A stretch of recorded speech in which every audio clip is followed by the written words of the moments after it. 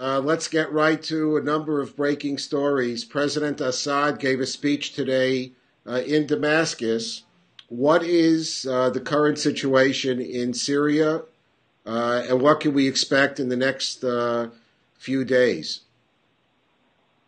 Well, President Assad gave a very disappointing speech from the perspective of the Syrian people.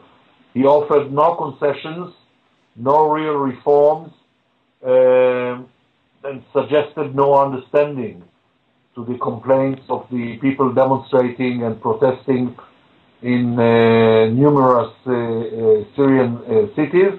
He basically said that he was going to go back to the package of reforms that he had promised back in 2005, 6 years ago, and which were never implemented. He said he's going about implementing them now, but not in a great hurry, which did not encourage the people protesting against the regime. So what we saw is immediately after the speech was over, a woman protester approaching his car as he was leaving the People's Assembly, the parliament's building in Damascus, and being taken away by the security guards, and Syrian television interrupting its live broadcast. And 15 minutes later, riots in Latakia, the main port city of Syria, in Dar'a, down in the southern province of the Hawran. So the bottom line is people in Syria didn't like the speech. So two quick questions. If a weakened Assad, is he less or more likely to start talking about a new deal with Israel? And on the other hand, the Syria the day after Assad, what kind of neighbor do we expect to find next to Israel? Well, I'll tell you, Abe, I think that we face in Syria, as Israelis, the same problem that we are facing elsewhere. I wish I could be one of the guys who do believe that the morning after this upheaval in the Arab world, we will see pro-Western, pro-peace, democratic governments installed all over the place. I have difficulty seeing this happening. I think in Egypt, we will see the Muslim Brotherhood playing a major role in the next elections. That's before the end of this year. I think in Libya, Gaddafi has a point, which may be no. He says that they are Islamists playing an important role in the insurgency against him. And when it comes to Syria, I'm pretty confident that the people who are getting most of the demonstrators and protesters out in the streets are people who are supporters or potential supporters of the Syrian Muslim Brotherhood. This is not good news, but this is the truth.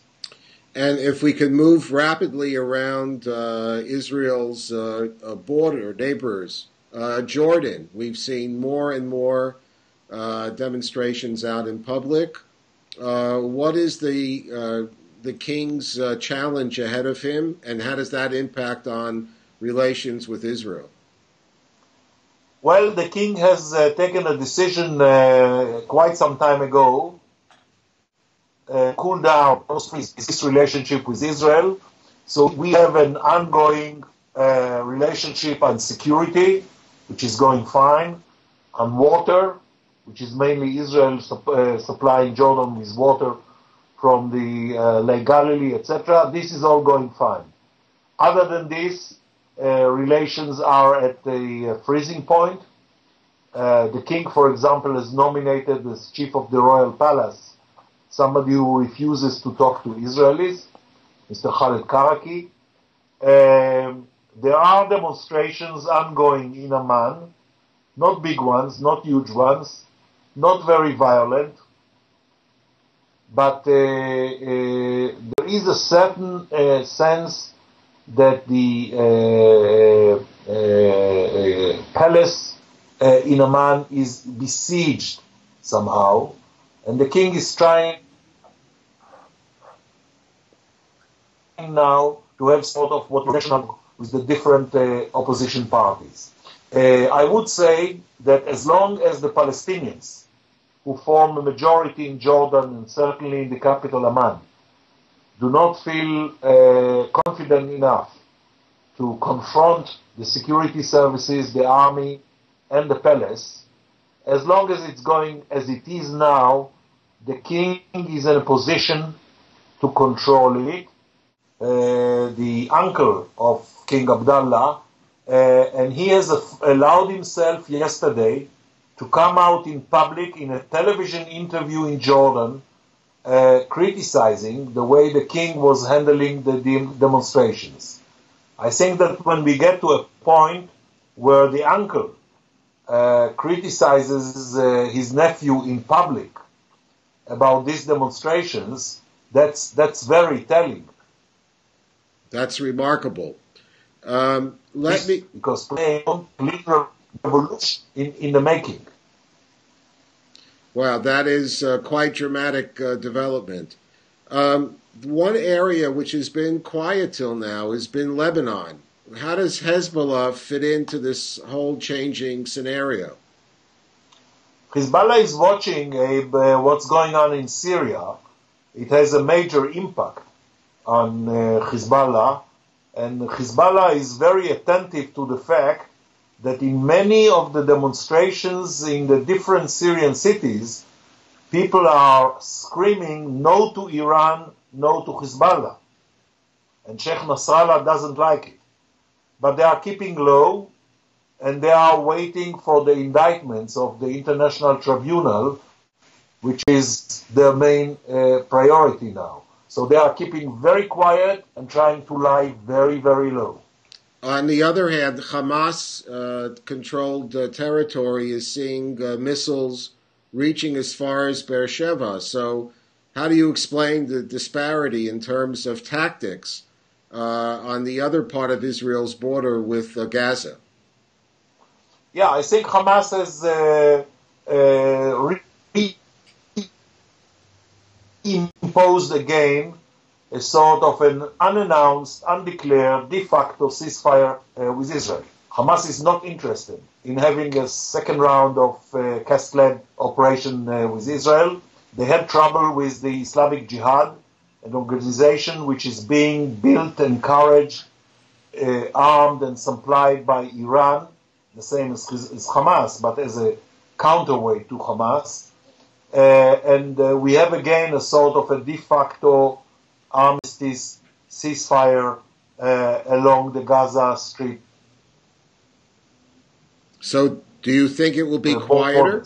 One of the reasons for Hamas trying to keep the Gaza Strip quiet is that they are engaged now in a blame game with the Palestinian Authority, with Mr. Abbas, who is to be held responsible for not having Palestinian reconciliation.